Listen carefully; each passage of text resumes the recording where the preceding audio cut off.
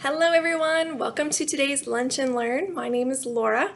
I'm back again. I'm the education manager here at the center, and today's topic is nests. So we know quite a bit about nests here at the center. Our center was actually started by a woman named Doris Mager, who raised the money to start the center by climbing up in a pine tree and sitting in an eagle's nest for an entire week. So nests can be quite large. And let's talk a little bit about what different types of nests that there are.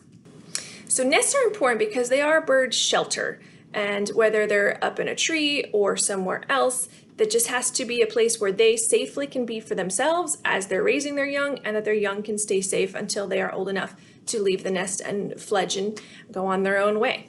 For raptors, quite a few of them do nest sort of the normal way that you think birds nest, up in a tree. And using sticks and twigs and moss, their own feathers, leaves and branches and things like that to build those nests. Eagles are one of those that we kind of all know of, building their nests up high in trees. They do sometimes also use man-made structures, things like cell towers, for example, to build those nests up. They like to be quite high when they build their nest, one of the tallest things they can find around.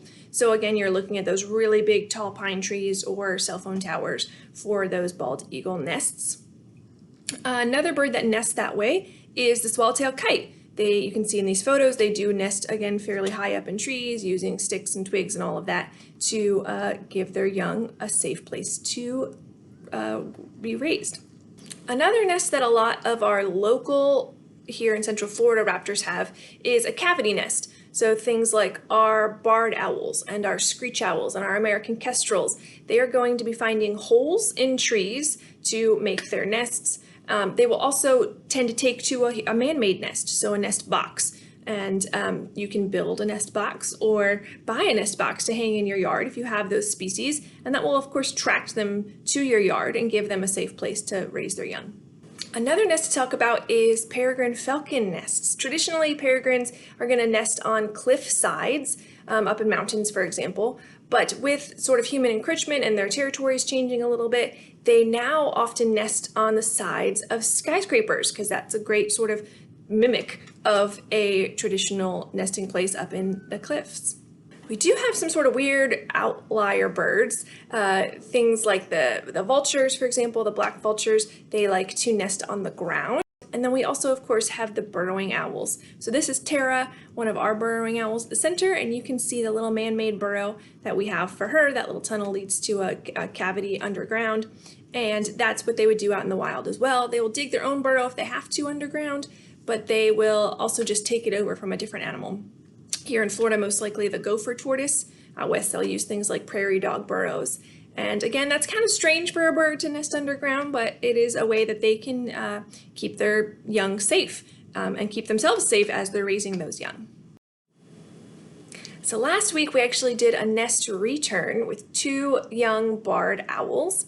And nest returns, we of course are trying to get those babies reunited with their families. However, we can also foster. So one of the young was actually returned to its nesting area, and then the other barred owl, we did not know where that family was. So instead, we actually put it with the first baby together to be raised by that first baby's parents. And the nest was destroyed, so we did have to bring our own basket to give those barred owls a cavity to be raised in. And you can see in these videos our tree climber Jim. He's headed up that tree to hang that basket, and then he's returning the young into the nest. And then of course you can see the nest there with the young inside. Now we do get questions quite a bit that will parents return, what's going on? So of course when we are putting those nests back into the wild, we always do send a scout out, a staff member, a volunteer, whoever, that can go check that area and see if the parents are still there. Obviously, these babies still need care and they still need to learn from their families. So we made sure that the adults were in the area still. And you can actually see there's a photo of one of the adults that was there in the nesting area as we were putting those babies back into the nest. It is hard for adults to sort of ignore baby food cries. So once those all the humans left, then odds are those parents were jumping right back in to take care of now not just one baby, but two babies that they would have to care for and continue to raise those young.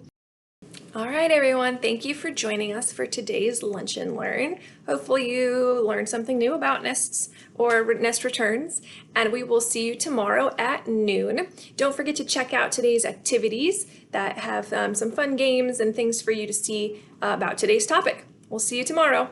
Bye.